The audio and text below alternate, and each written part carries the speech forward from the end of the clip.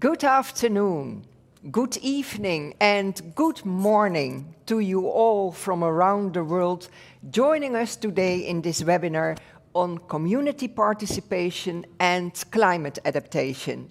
My name is Kathleen Ferrier, and as President of the Netherlands Commission for UNESCO, I have the honor to welcome you to this event that will address human and cultural approaches to tackling what is undoubtedly one of the greatest challenges of our times, climate change. In order to properly address climate change, UNESCO calls for us to change our minds and not the climate. Because more than anything, climate adaptation is a human process requiring a change of mindset. There is a lot to say about citizen involvement in climate adaptation and the energy transition.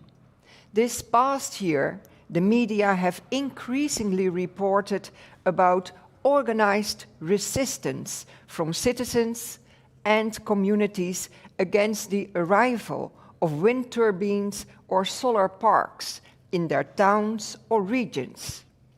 Many citizens feel that these drastic changes to the landscape and their direct living environment has been imposed on them from above. But at the same time, citizens become agents of change themselves by putting solar panels on the roofs of their houses and greening their gardens to reduce heat stress and store groundwater. The Netherlands Climate Agreement, the so-called Klimaatakkoord, which was signed in 2019, recognizes the importance of citizen involvement. It states that without community participation, climate adaptation efforts will not prove to be effective. Earlier this year, the Dutch government requested an independent committee led by Alex Brenninkmeijer to investigate how citizens can become better involved in climate action and decision-making, and what is the best way to organize this. It is clear that it is absolutely necessary that citizens have a stronger voice in climate action. Citizens are well suited to propose solutions that are locally applicable and sustainable. This became apparent during our first seminar on culture-based solutions to climate adaptation. This online event was organized as a side event during the International Climate Adaptation Summit hosted by the Netherlands in January of this year. In the discussion and presentations, emphasis was put on the fact that climate adaptation is not just a matter of finding the best technical or management solutions. It is, above all, a human and a cultural process. How can heritage, culture, and historical knowledge act as drivers to mobilize communities in climate action and decision-making? How can culture and creative design used to facilitate citizen participation? How can culture and the arts be a vehicle to transmit traditional community knowledge to the climate decision-making table? We aim to provide answers to these questions with the help of our speakers today. We have brought together 3 practical examples from the Kingdom of the Netherlands from which we can draw important lessons on the relationship between heritage, culture, community participation, and democratic climate adaptation. In addition, we have asked the Creative Industries Fund NL to give us more insight into the use of creative design of co-creation processes. It is our aim to show that heritage can be a source of inspiration for communities to become passionate about making climate improvements in their own environments, and that heritage and culture can be part of the solution to further democratize climate action. I am delighted to introduce to you Professor Corien Hofman, who will be moderating this webinar today. Corien Hofman is a professor of Caribbean archaeology at Leiden University and senior researcher at the Royal Netherlands Institute of Southeast Asian and Caribbean Studies, KITLV. Between 2013 and September 2021, she was a member of the Netherlands Commission for UNESCO. I wish you all a very inspiring afternoon. Thank you. Thank you very much, Kathleen, and good morning, good afternoon, and good evening to all of you online. I'm delighted to be your host today again for this second seminar with the topic Cultural Heritage and Climate Adaptation, a topic that is very close to my heart. Today's event is centered on 3 best practices that highlight the role of culture, heritage, and traditional knowledge to promote community participation in adapting to climate challenges. We will showcase 3 projects on culture-based solutions to climate change adaptation from different parts of the Kingdom of the Netherlands. We will make a journey, starting in the rural polder of Gelderland, then moving to an urban setting of Rotterdam, and finally crossing the Atlantic to the Dutch Caribbean islands. We will also explore in more detail how creative design is employed to facilitate citizen engagement and participatory decision-making. Finally, we will have a joint panel discussion. Let me start by introducing the speakers.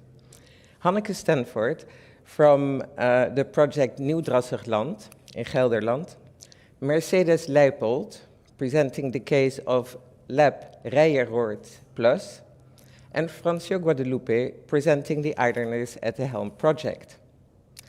Then, Nazanin Hidayati from the Creative Art Industries Fund NL. Welcome to all of you, and we're very pleased to have you here today. Not only are the 3 cases presented here today are very different geographically, but they will also show us various sides and angles towards the connection between heritage culture and participation and climate adaptation. Namely, culture and art as a means to communicate urgent messages and passing on community knowledge. Heritage and historical knowledge to make climate action more tailor-made, to be specific context of sites and communities, to create local support for these actions and to inspire residents to become engaged.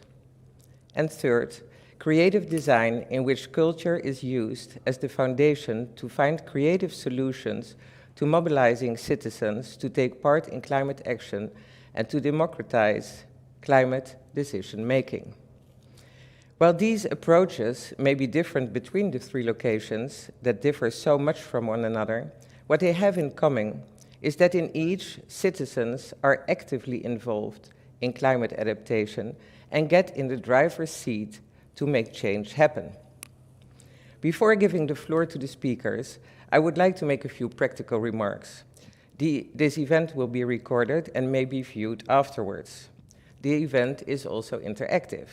This means that you can ask questions via the chat function, and my colleagues here from UNESCO in the studio will collect them, and so that they can be shared during the panel discussion.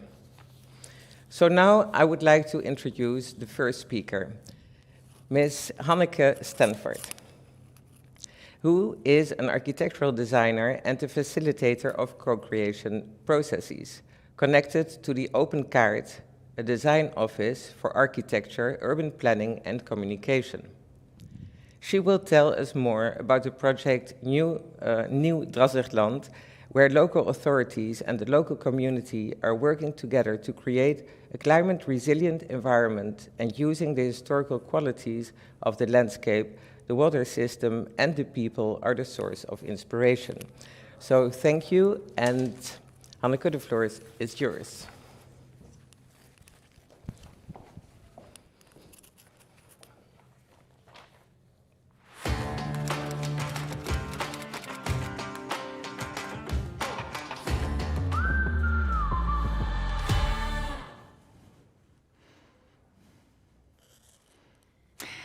Thanks, it's great to be here. And I would like to tell you about the project Nieuw Drassigland, a co-creative initiative for climate adaptation in Polder-Nijbroek. I would like to take you to Polder-Nijbroek. Polder-Nijbroek is a rural area between the National Park de Veluwe and the IJssel River in the eastern part of the Netherlands, with a small village of around 800 people. And eyes are on rural areas like these, because there is space, there is still space for societal challenges, such as the energy transition, such as transitions in agricultural themes. There is space needed for the enormous need of housing, and there's also space needed for climate change. And these claims are competing claims on the countryside. And yes, there is still place in places like these. There is space, it's relatively empty. But places like these are not a blank page. There are already stories, a story of the landscape and stories of community. There is a history of landscape and a history of community, also in Polder-Nijbroek. Nijbroek literally means Nieuw Drassigland, new swampy land. And in the 14th century, the swampy land has been developed into fields and meadows, with a new water system, with a lot of ditches and dikes. And this polder landscape is still intact today. And together with the development of the landscape, also a community developed. In the course of the centuries, they've built beautiful farms and were able to supplement the water system with weirs and in the end also pumping stations. And the medieval landscape grew and developed into the water district that Nijbroek is part of today. The history is still visible and tangible today. The DNA of the landscape is intertwined with the DNA of the community. The community used to be an autonomous community, with their own government, with their own jurisdiction, and still today they have a preference for autonomy. They recently established a cooperative to deal with challenges today. They are currently developing this former farm into affordable housing with a shared outdoor space, and they are also involved in the project to find solutions for climate adaptation. Together with the community, with the municipality, with the local water authority, Opelkaart, and a lot of other local parties, and with the support of the Erfgoeddeal program, we are developing and designing solutions for climate adaptation in Polder-Nijbroek. Because the landscape needs a new layer in history. We need to rethink the water system for the future, and therefore we need to rethink the landscape and how we use the landscape, how we deal with the landscape. And in Nijbroek, we do that in co-creation. That means that we're together with the local authorities, together with the local community, we're in a creative process to find that solutions. We started with gathering main values from history of the landscape, from the history of the community, to today, the main qualities of the landscape and the community. And we're bringing together different perspectives, different interests, and views on that landscape. And we translated them into vision, into a narrative, with ideas and ambitions for the future of this landscape. And based on those values, which are inspired by historical values and quality, we are now designing solutions for climate adaptation that specifically address the issues, the needs for this place. We are, for example, exploring if we can use former curves of the water system for water retention, or old growths that used to be part of farms to hold water when there's hardly any rain. This way, we translate the quite abstract or big challenges of climate change into concrete solutions that make sense at this place. Solutions that are tailored to the local values, to the qualities and needs of the local landscape and the local community. With the people, we develop op Polder Nijbroek a new layer of history for a resilient future. And based on the values and qualities of the history, those values offer us inspiration and a source of solutions for today and for the future. Thank you.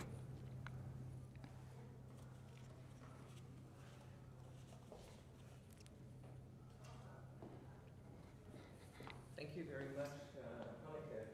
You've presented a very nice example of a co-creative project where citizens played a crucial role in the planning and reorganization of this polder landscape. So thank you.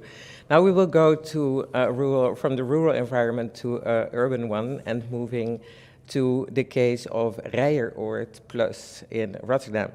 And I would like to introduce to you Ms. Mercedes Leipold. She's area coordinator at the City of Rotterdam for IJsselmonde, the city district in which the Rijeroord neighborhood is located.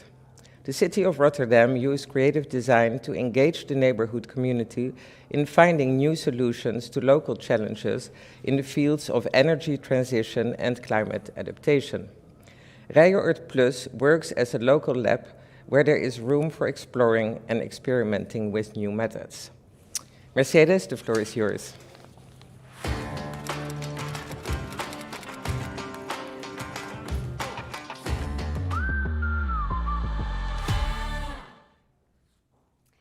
Welcome to the neighborhood of Rijeroord. I will explain how we involve our residents by using co-creative processes and design to make this neighborhood future-proof. Rijeroord, as you can see, it's a super normal neighborhood located in the southern part of Rotterdam. We took the maintenance angle of replacing our sewer system as a starting point to see and learn how we can be an example of transforming the city. And we told ourselves we're really going to do things differently. We're going to cooperate with the residents and the partners in the area, trying to innovate constantly by testing interventions with the neighborhoods step by step. And this all started by inviting residents to dream about their neighborhoods. But in the beginning, it was very hard for the residents to dream big and to imagine what the future of their living environment could look like.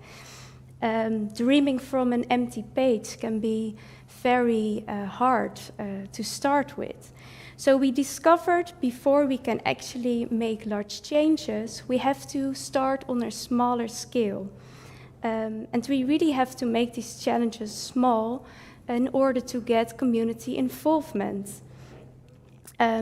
And we start also by experimenting on a small scale, what works and what doesn't work for this neighborhood. We call this Lab Rijeroord Plus. And in this local lab, we try different ways of collaborating with the residents and also what it means for our own organization as the municipality. I'm going to give you some examples to illustrate this approach and what we learn from the context of climate adaptation. The first example is about a community garden, Oeverloos. residents dream to have a physical spot in this green environment to meet each other.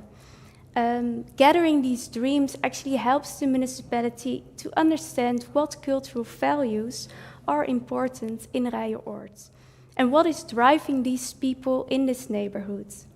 So one great value was actually the amount of green areas that is found here. We used placemaking as a tool to design and program this spot. And as you can see, it really started to grow and to develop over time. By creating this community garden together with the residents, they also started to get a sense of ownership for this place. In Lab Rijeoord Plus, we also cooperated with social design agencies to organize a couple of design sprints. Maybe you don't know what a design sprint is, but it's actually a sprint to tackle a local problem in a very short amount of time, together with the residents, and really try to make concrete solutions out of it. Consequences such as extreme climate change and consequences of climate change and extreme weather can be very hard to grasp for citizens. But with such a design sprint, we try to make it small and manageable. For the municipality, these small outcomes are sometimes not always seen as worth mentioning. But for residents, it can be very important to not only raise the awareness, but also to find the confidence to cooperate with us. In one of these sprints, we asked ourselves what to do with all the water during heavy rainfalls. The example that you see here is one of the outcomes. It's a rain barrel fence, and it's actually has the main function to start a conversation with your neighbors. It is placed on the border of the private garden and where it meets the public area. At first, when the first rain barrel was placed, we started to get other residents also very enthusiastic to adopt such a rain barrel fence. And it actually started to help them to think of other solutions, what can be done with this bigger challenge. In Rijeoord, you actually can find many more examples where we use design and prototypes to give a look into the future. And to deal with wicked problems, you sometimes need to look through different glasses. And the creative approach from designers often helps to really approach these difficult issues from different perspectives. And the techniques they use can also help to let go of all the assumptions and to really break patterns. Designers take a neutral position in this and really try to listen to everybody in an objective manner. And for the municipality, this is also a very valuable thing to learn from, how we can also use that in the participation process. In one of the design sprints, we got to know the woman on the right, who is a resident in Rijeoord and knows a lot about the flora and fauna that is located here in the green area. And we asked her to share her passion for this green area to other residents. And in the beginning, she was quite hesitant, but once we supported her in this, she gained confidence to.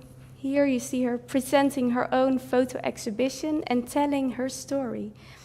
So we discovered not only by dreaming together, but also by creating together, we can build relationships of trust with the residents. Once this trust is gained, we can really collaborate together as partners to activate other citizens. And this empowers them to use their own strengths and talents, and it gives us deeper insights what is really working in this neighborhood, what networks there are, and what the human heritage really is. A design approach is quite hard to explain, but when people start experiencing it themselves, they get very enthusiastic. So challenge yourself and just do it differently. Thank you.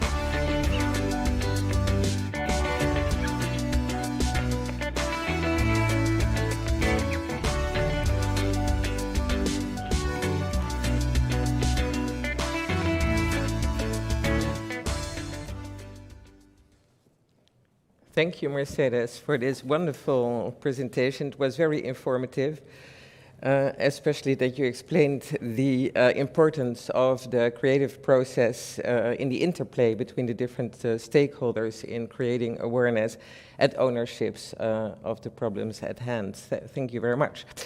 Now I would like to introduce our next speaker of today, and that is Dr. Francio Guadalupe.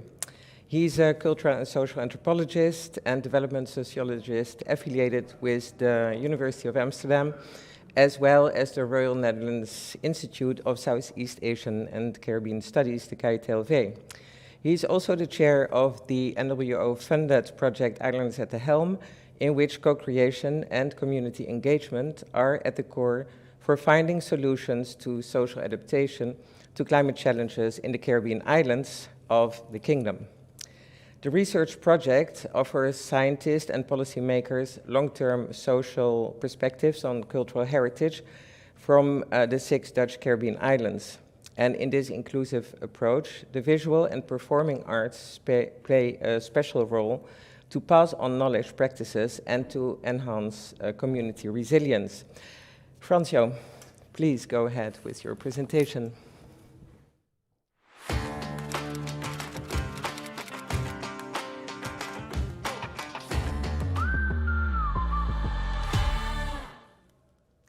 Good afternoon. Thank you, Corinne. Good afternoon, ladies and gentlemen, and good afternoon, children, and good afternoon, all those who do not identify with the traditional categories of male and female. How I greet you is vital and important and an ethical act. I have been asked to say a few words, give a brief summary of the research program Islanders at the Helm. I will do so in a roundabout way. So first, I would like to take you on a trip down memory lane. I'd like you to think about 2017. It's the month of September. I am the president of the University of St. Martin. St. Martin is a touristy island. Everything is going well, and then suddenly we hear one of the largest hurricanes ever is coming our way. As you can see on the slide, the island is so small, facing this gigantic force. It devastated the island, and then I saw people do incredible things. A friend of mine swam, walked through the water to try and find her parents, to see if her parents were doing well. Let me give you some slides that you can see what happened on the island. So everything changed from one day to the other.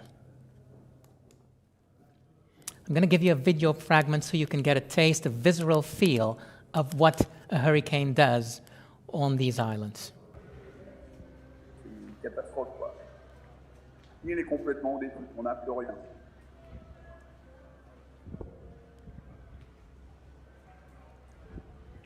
We don't have electricity, we don't have water, we don't have phones, we don't have internet, anything.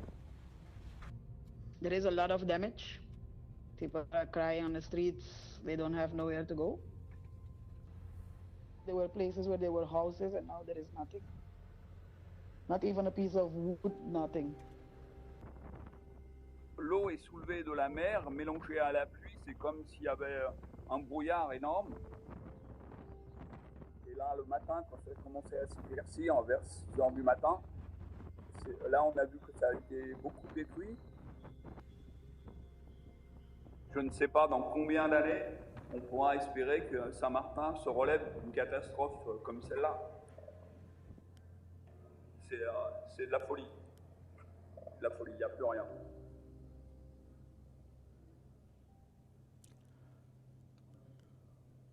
I was on the island when this happened, and it was from one day to the other that everything changed. And when we speak about adaptation, we need to recognize that immediate and quick discontinuities create anomie.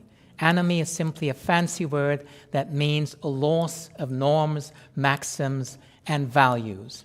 When that happens, people do strange things. For instance, there was a lot of looting and all kinds of what we would call antisocial behavior. In such a situation, you need continuity because the landscape has changed. And what happens? Where do you find the continuity? We found it in the soundscape. Where the landscape had changed, the soundscape needed to enact continuity. And that happened by radio stations like Laser 101 playing music that everyone listened to the days before. So you had hip-hop, you had bachata, you had soca, you had old calypsos, and I realized then that radio was of importance because it was distributing a particular kind of sensibility. It was saying, despite the continuity or the discontinuity, there is a continuity. We are still here. Now, next to creating that continuity, there was still that discontinuity. Everyone knew something had happened. Things had changed. We could feel it in our bodies. And that meant work had to be done. Now, the UNESCO and other agencies contributed so that the National Institute of the Arts could actually have free classes in culture, TransArt, as it was called, different types of arts together to heal people's minds and bodies, to ground ourselves again differently. And that was done with all the cultures that were on the island, the cultural expressions. So you had African dance, but you also had capoeira, you also had yoga. Given that this was a polyethnic island, the cultural heritage that mattered was the cultural heritage of all the peoples that inhabited the island of Saint Martin and Saint Martin. So here's some slides where you can see that the children were doing all kinds of art. They were dancing, they were doing gymnastics, they were painting their experiences, and they were talking to therapists to try to work this through. Now we come to what people were craving. And they were craving for the reconnection of community, and not separate communities, but an intercultural community. The transcultural givens that bind people together across the various communities that live on this island. And one of the things of community that we often forget is that community is not only sharing a language, it's also sharing food. Community and commensality, eating together, these things matter. I realized on St. Martin that what most people ate across the ethnicities was Chinese food, interestingly enough.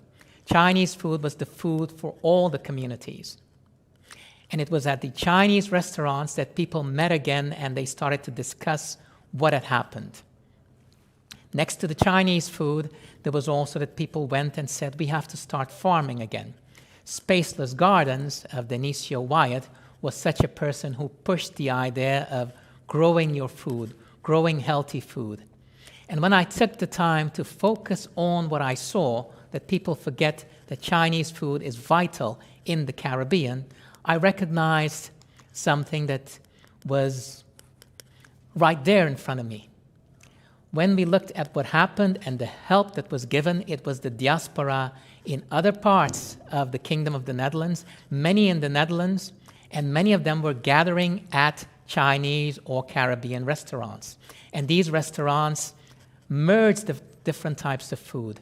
They merge the older foods that people ate, like the Johnny cake, with the satay ku batata, with the tutu, all of this together, and that was actually coming and helping all the people on the island of Saint Martin and Saint Martin. So the diaspora mattered, but not only the diaspora, all the people of the Netherlands, Aruba, Curacao, and the other islands were supporting the people on Saint Martin. So I recognize that if you want to talk about the Kingdom of the Netherlands, you have to talk about cooperation and solidarity. Those are the things that bind us. Given that this is the case, when it came to writing and organizing a research program, I met with Corien Hofman, who is today the MC, and together we developed the research program Islanders at the Helm. And if you take note, you will recognize that when we speak about art and the islanders, I recognize that the islanders are a polyethnic bunch. This is why this art piece of Vanessa Paulina of Aruba represents the various ethnicities, and they're not separated. They are connected with one another because commensality matters. Secondly, you see a ship, and you will notice that Islanders at the Helm is a naval metaphor, because everyone who came to the island or who are part of the 6 islands are people who came from elsewhere. The Amerindians who arrived first, then the people of Africa, the people of Europe, the people of Asia, all of them together make up the Dutch Caribbean people. And we need to recognize that the island, we can think of it as a ship, not separate, but connected through the waters with the rest of the islands and the Netherlands and the wider Caribbean. That's what Islanders at the Helm is about. Now, in the last few minutes that I have, I'd like to talk about what Islanders at the Helm is about. It's the study and contribution to the entangled expressions of life. If we had to rethink a lot of things in relation to climate change, we cannot use the old categories of nature and culture. We have to recognize that there's only life, and life expresses itself in many different ways. There is the enabling life, which is water, food, and shelter. And we will have researchers, technical scientists of the University of Delft, the University of the US Virgin Islands, the University of Utrecht, and they will be looking at sustainable architecture, water management, and foodways, taking into account all the neo-tradition of Chinese food next to reintroducing St. Martin spinach and all these other types of food. We have to look at the earliest human life, human between brackets and life in that broader sense. And there archaeologists, paleoecologists, and paleoethnobotanists come into consideration, because they actually teach us something about earlier solutions that might be vital nowadays. We have to look at the expressions of Creole life, the polyethnic life, and there we will have anthropologists and people in the arts studying that. There's, of course, the question of governance, policies, laws, legislation, and there we will have people in urban planning, human rights, and political science. Lastly, the outcome is a strengthening, or the outcome that we hope for is a strengthening of the Dutch Caribbean knowledge infrastructure, expressed in a jointly operated research center. And that research center, whereby we collaborate intensively with the island civil society, should do fundamental research and applied research on sustainable forms of development that benefit all the islanders. This is the team: myself, Corien Hofman, and Antonio Carmona Baez, transatlantic. Antonio Carmona Baez is now the president of the University of St. Martin, and you see we have persons of various islands and various universities in the Netherlands. So I would like to say thank you, mashadanki, dankjewel, and dank. All the languages of the Kingdom of the Netherlands. Thank you. Thank you, Francio, for your touchy presentation and sharing your personal experiences with us, notably concerning Hurricane Irma, in which you have been in the middle of, whilst you were president of the University of St. Martin.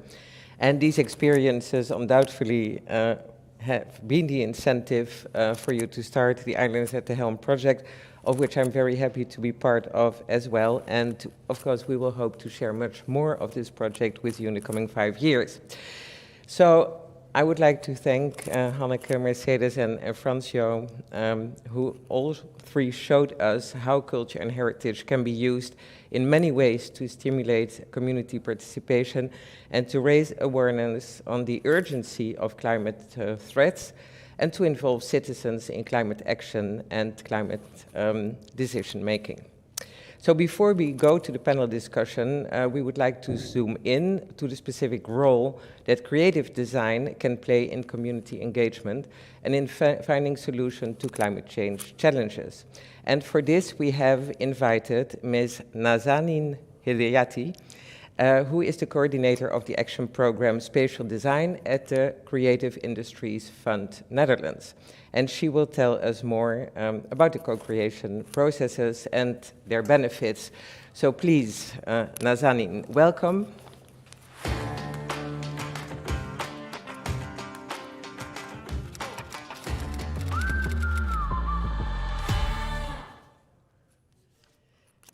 So, can you tell us more about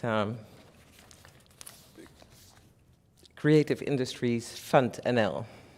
Yeah, Creative Industries Fund NL is a cultural fund for design, architecture, and digital culture. And we have actually different grant programs for subsidized projects. But where I work at a program that we actually tackle challenges, social and spatial challenges in the Netherlands, and try to connect them to design. So the program that I work on is actieprogramma Ruimtelijk Ontwerp, Action Program Spatial Design. And it has a goal to connect local governments, regional governments, and other parties that are working on these challenges to designers, so that they can collaborate together on those issues. Okay, nice. Yeah. So what do you mean exactly by creative design? Creative design, actually when you talk about design, you think always like a very nice product or amazing building that is built. But behind this nice product, there is always a very intensive process of research, collaboration, co-creation, and that is actually what we call design. And that is, it's a process more than a product. So it is different than arts? It is different than arts because actually art is, they have similarities, but art is more a kind of self-expression, creative process of expression of an artist's own emotions and imaginations. And design is a tool. It's a tool to create or to design a process to solve a problem. It could be a very small problem, it could be a very big problem. So how do designers then go about when it comes to tackling like complex matters like climate challenges? Designers are, actually we sell very nice projects that show how design works.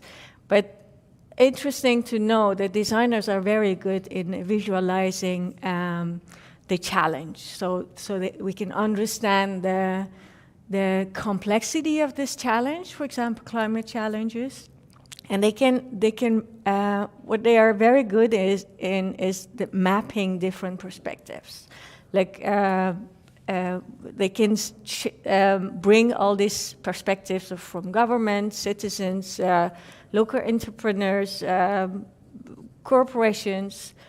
And so on, and then they can bring them together so they can work together on a solution which is actually shared solution.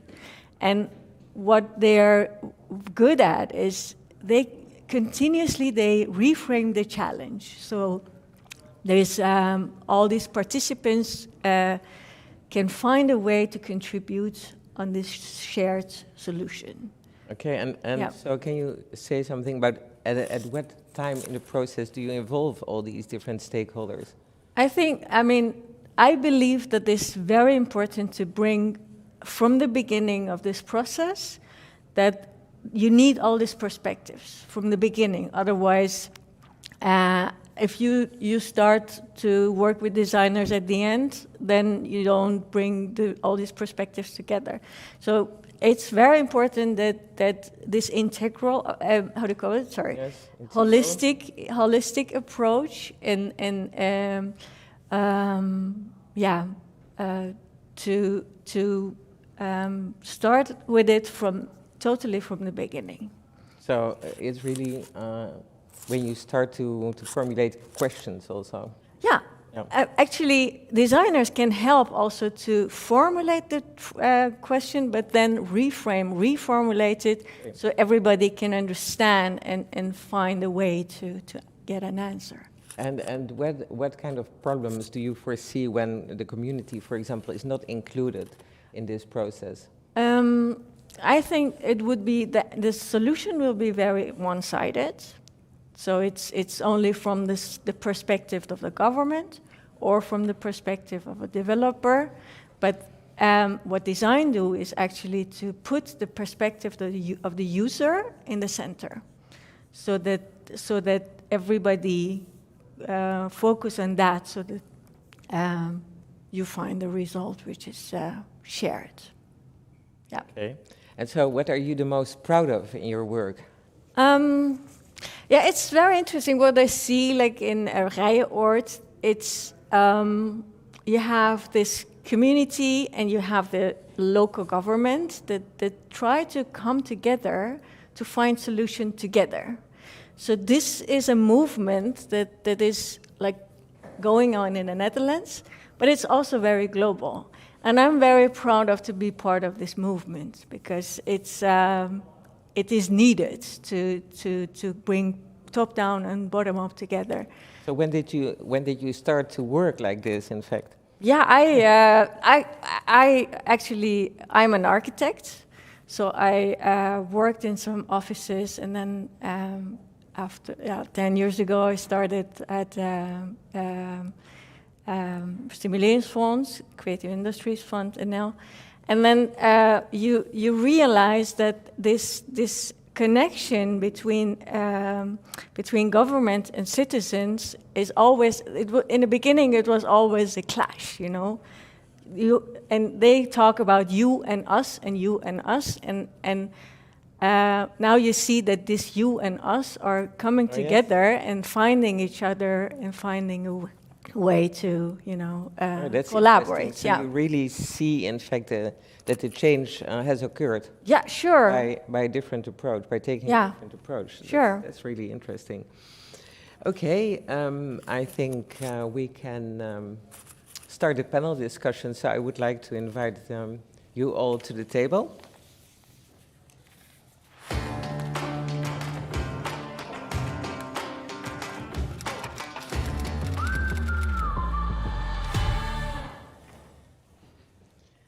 So I also encourage all the participants at home to post their questions in the chat, and we will try to answer them here at the table. But I will first start with some questions of my own. So Hanneke, a very nice presentation.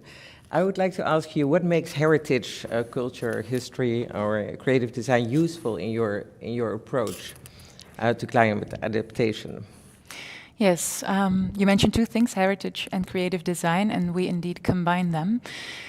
Because to find proper solutions for the future, you need both to bring and explore different perspectives, different interests, which can be quite hard at sometimes, for example, in climate adaptation, but also shared values and shared interests.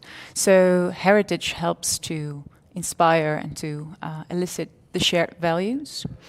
And the creative process helps to translate those values, to complement them with all the different perspectives that are there within a community, also conflicting perspectives, and to translate them, transform them into something new that has been created together, so that is already shared as well. That's interesting. And so when and how were you inspired to start using this approach? To work in this way? Yeah.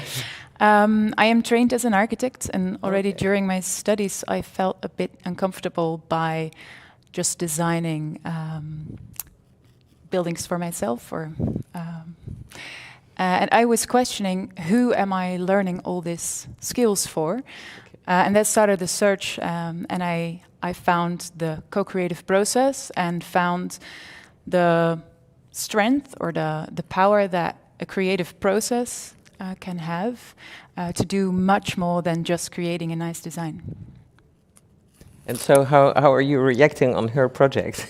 Yeah, I'm very amazed. You're both by, architects. Yeah, I'm very amazed of how they do it, and what I really like about how they do is how they create a kind of sense of ownership by the citizens.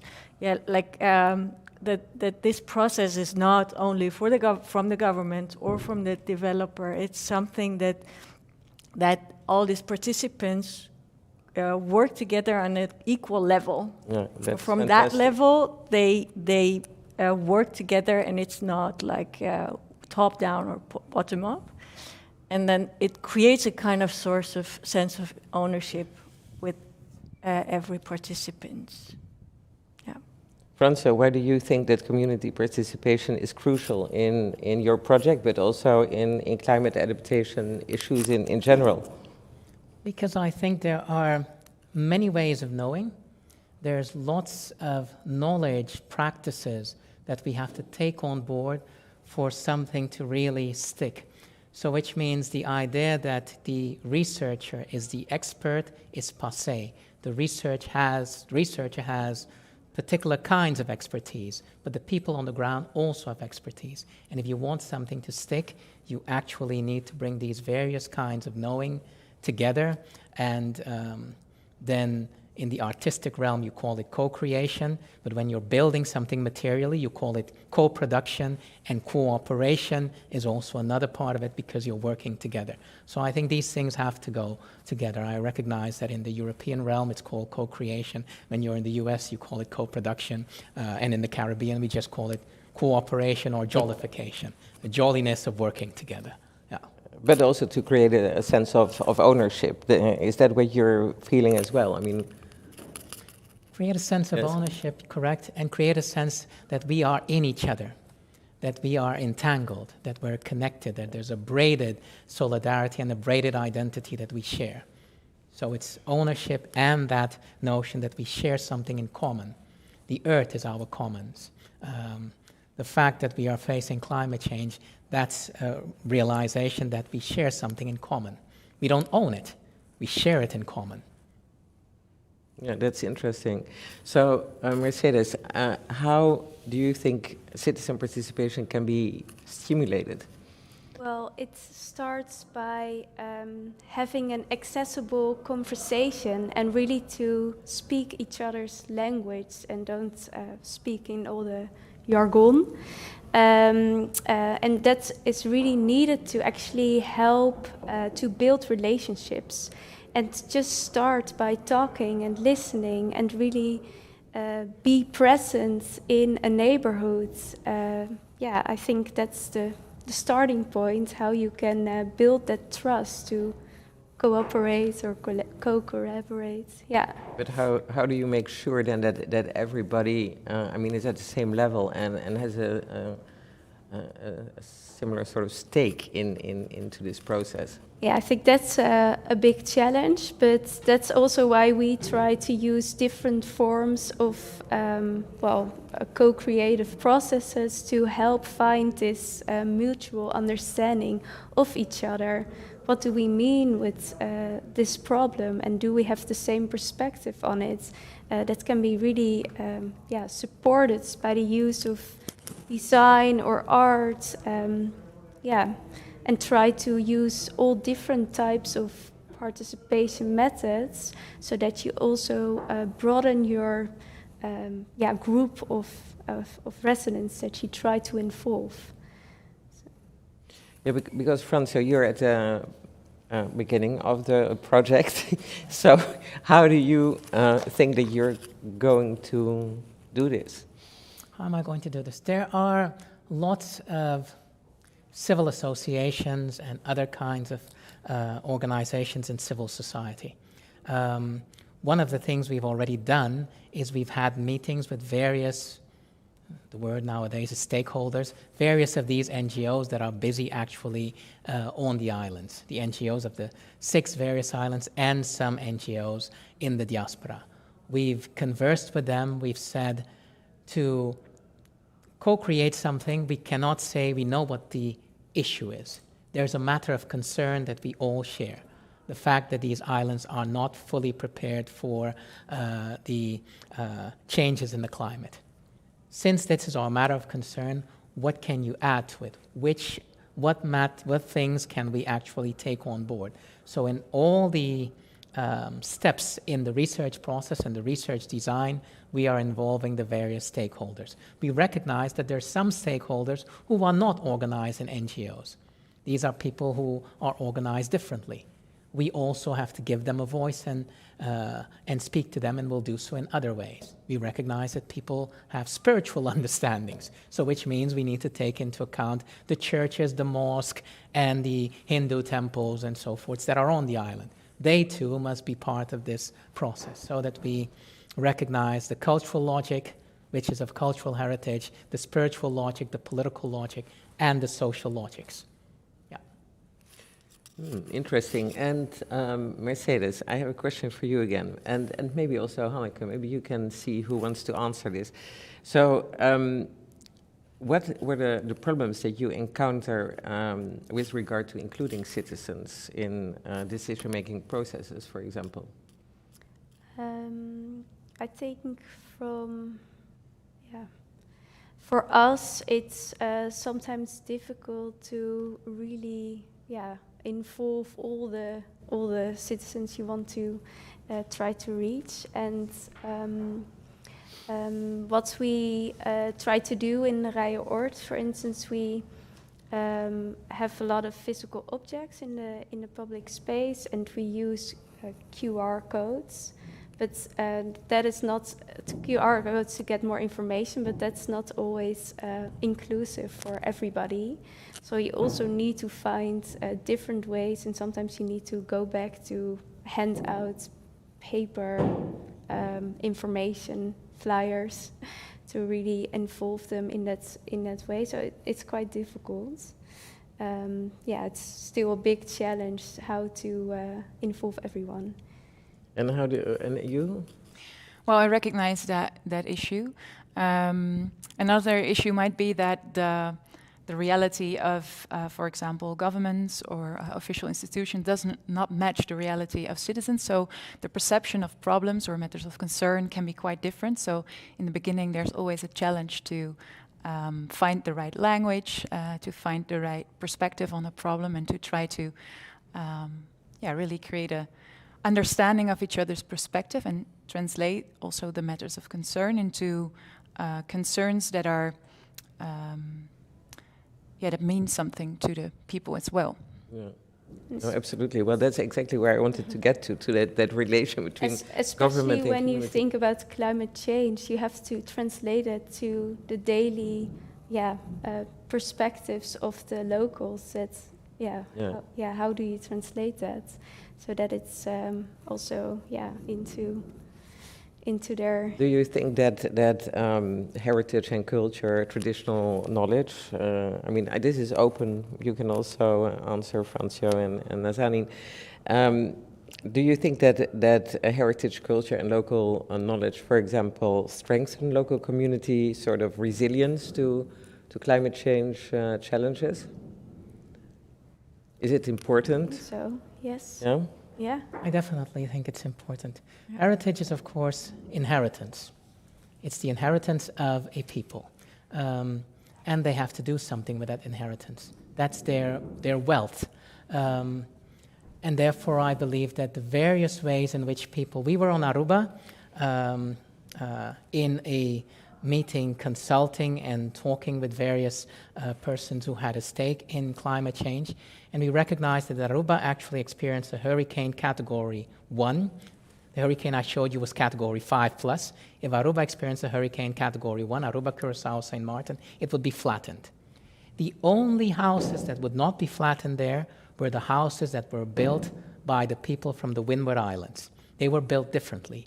And the houses that were built by Americans who came from the Florida Keys. That's part of the inheritance of the people on the Leeward Islands. So which means that if they want to think about different styles of building houses, they will include that part of their cultural heritage and say this is important because this is a style of building a house that can sustain itself, and therefore we're adapting this island to the new threats that we're facing. So I think that's an example of a cultural heritage. If I can give one more example, then I'll stop. We have a PhD candidate, Harold Kelly, who's on Aruba, and he recognizes, he uses, or he goes to schools and he speaks to youngsters about how the first comers, the Amerindians, the Kaikitios, Arawaks, whatever you want to call them, how they actually were adapting to climate challenges. And that helps the children to actually think, this is my inheritance, regardless of my ethnicity, because we're in each other. The styles, the techniques of the Amerindians is my heritage. I can use that to actually adapt to the climate challenges. I think we have to think in this kind of a way. Yes, no, absolutely. So maybe to end this part of the discussion and to look at the questions, because I'm seeing that there are questions coming in the chat, but I really would like to ask you all, so what are you the most proud of in your work? And especially you, Francio, I would like to know, what do you hope that comes out of, what do you want to reach with this project? Where do you want to be in 5 years' time? It's a very good question. What I'm very delighted with at this moment in time is that we are busy recruiting and involving young researchers, young and more seasoned researchers who actually have roots or a love for the islands, because then you have a commitment to the issue. That I'm very delighted about. I'm delighted that we recognize that this is not only an islandic affair, but this is an affair of the Kingdom of the Netherlands. Therefore, there has to be cooperation between the parts of the kingdom in the Caribbean and the parts of the kingdom on the mainland of Europe. I would be very happy if there is a solidification of the exchanges between the various parts of the kingdom.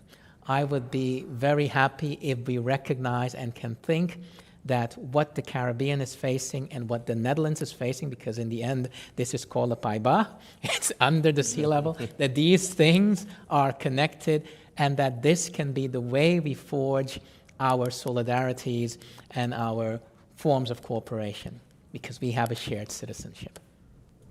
Thank you. Anneke, what are you the most proud of?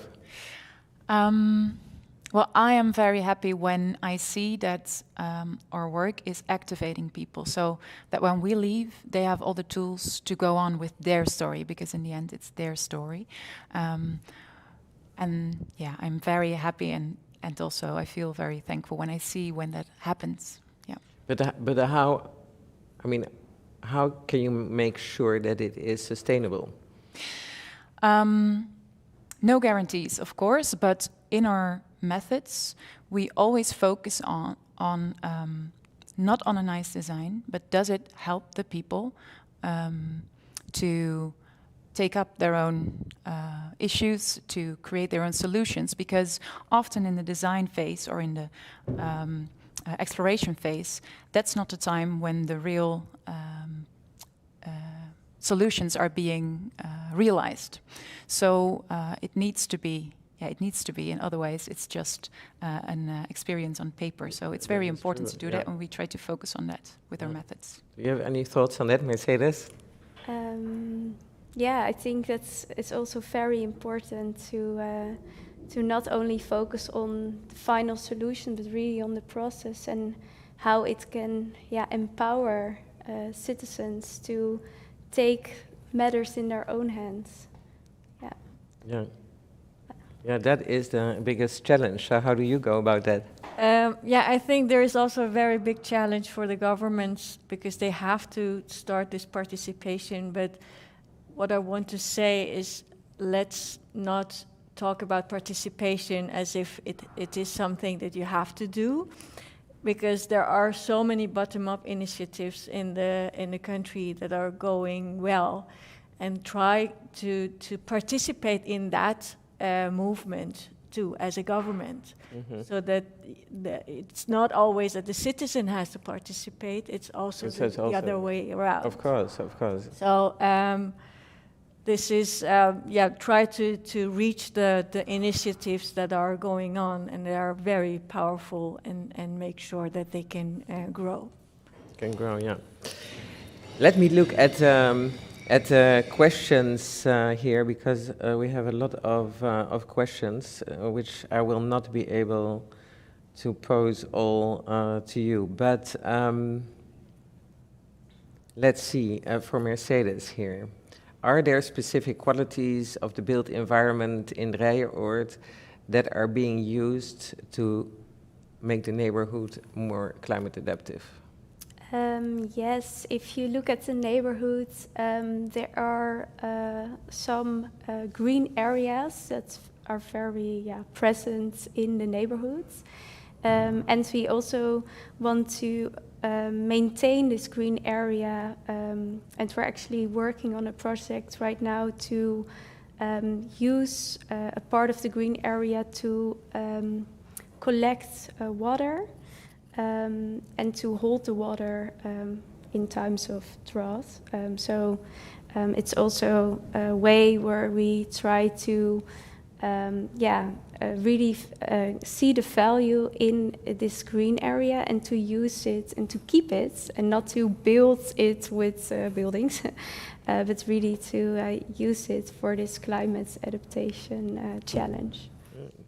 That's great. Francio, a question for you. In your research project, you have found that islanders in the Caribbean have been able to adapt to sea level rise over a century. Is that experience included, and is it useful and significant in the co-creation towards enhancing resilience? Definitely it is. I sought to explain it by discussing the ways that the archaeologist in the team, Harold Kelly, is actually studying this.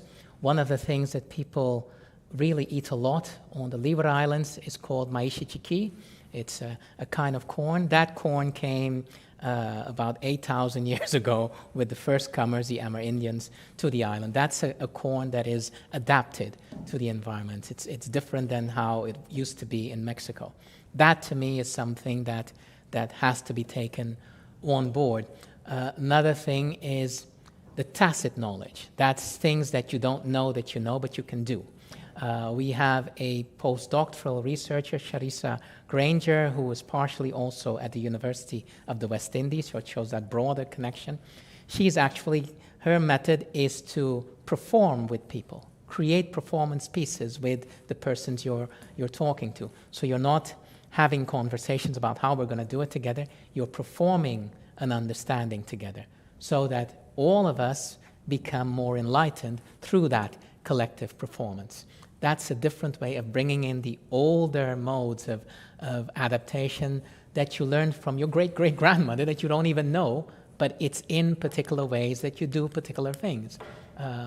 So these types of things will be part of the process. So the continuities and the discontinuities and those creativities that articulate those together. Thank you. Nazanin, for you. How do you choose a participation method to include a community? A community is not homogeneous, and participation methods usually favor certain members of the community, but seldomly all. So how do you approach this when inclusivity is the goal? It's a very good question. Yeah.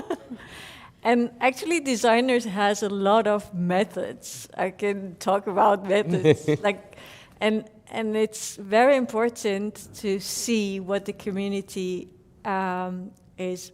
What is actually community? What kind of people living there? What kind of needs or desires they have, and try to bring them together. But I cannot now explain I don't have a specific answer, but I think Hanneke, because you work on this kind of projects, and maybe you have an idea. We try to when we're doing a design project, we're also always designing a design process, because it's different. That indeed.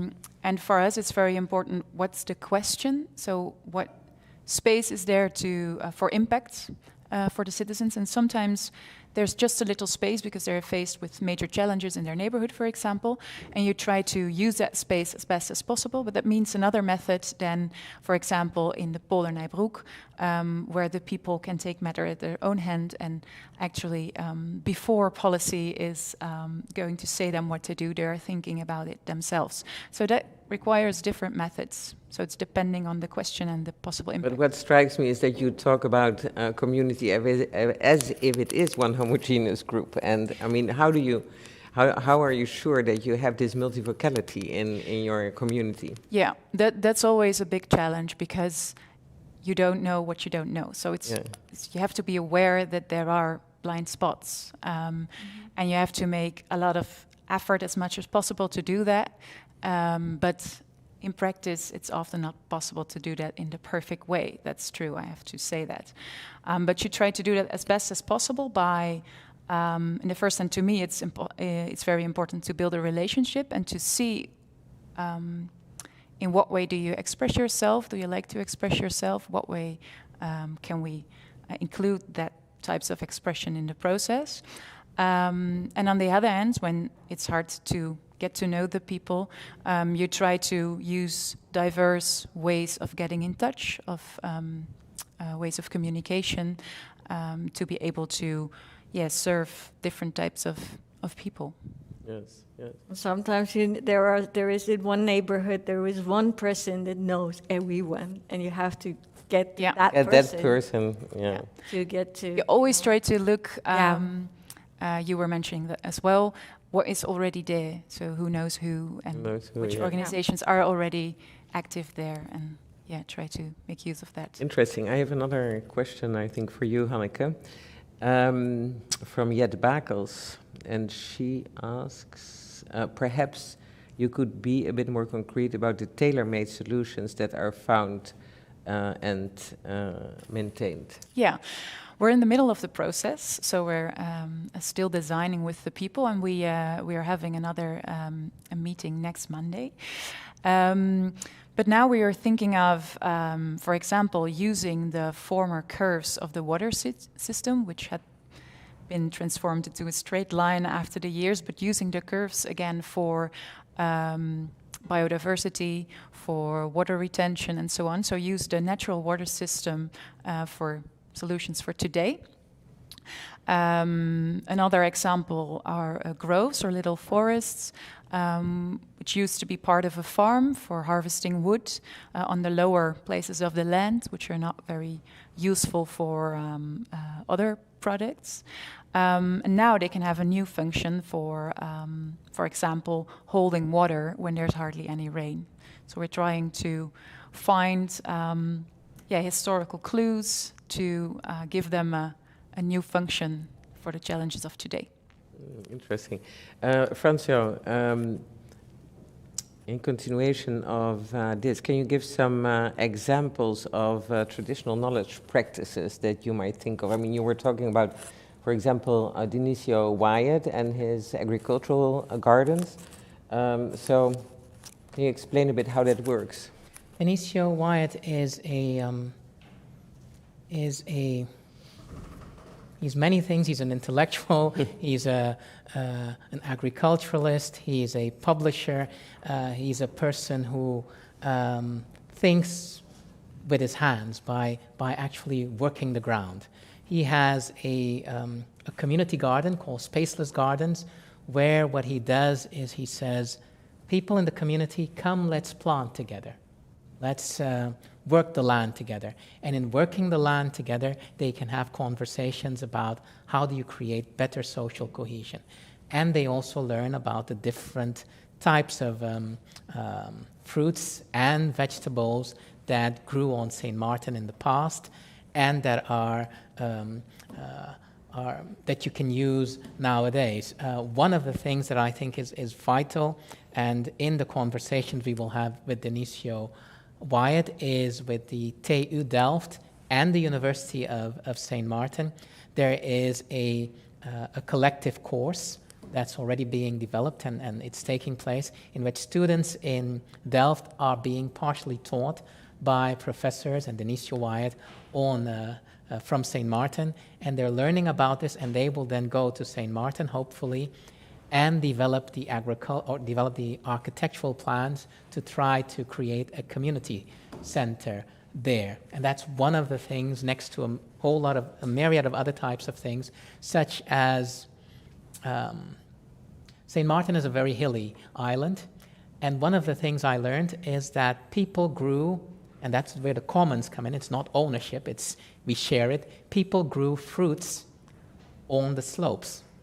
They grew the fruits on the slope because when a hurricane or something hit, that was where they could go and collect that food which they could share. These are ways of actually enacting a commonness that matters today. So I think those types of things are the things we'll try to implement more and more. Do we still have a time? Yes, we can still have another question to Hanneke, again, from Menje Almekinders. And she's asking, do the stakeholders who you ask to participate in looking for solutions also get a role in the execution later on in the process? And what is your role as a professional in that? Yeah, interesting question. In this case, definitely yes, because it's their land. Most of our rural landscape is privately owned. So it starts with residents or farmers who want to do something.